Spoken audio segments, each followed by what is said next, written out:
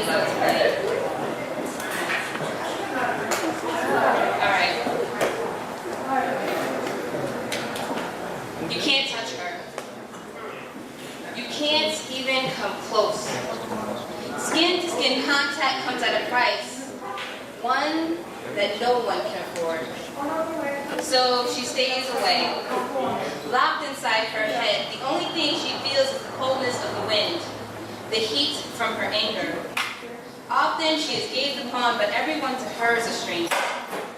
How could they be anything more? She can't always show another person how she adores, so sure. She seems untouchable and rigid. Unable to open her heart, she becomes frigid. To protect others from herself, she denies her flesh. A massacre of one. She's the queen of martyrdom. To let others in is sure death. She is quicksand to others, and yet, time again they ignore the signs.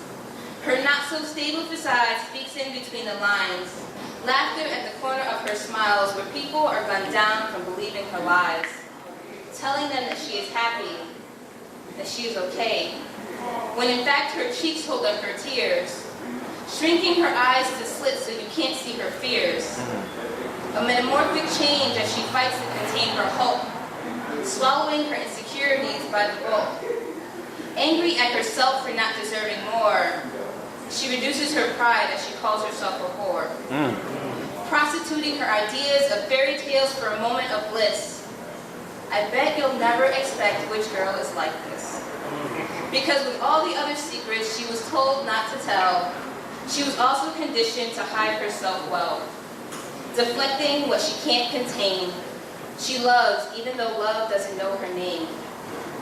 Little bird singing within a cage, sings a song to pass her days.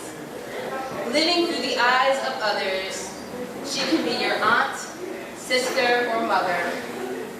See, women were created from bone to be strong as any structure. She is there for others, even though no one can touch her.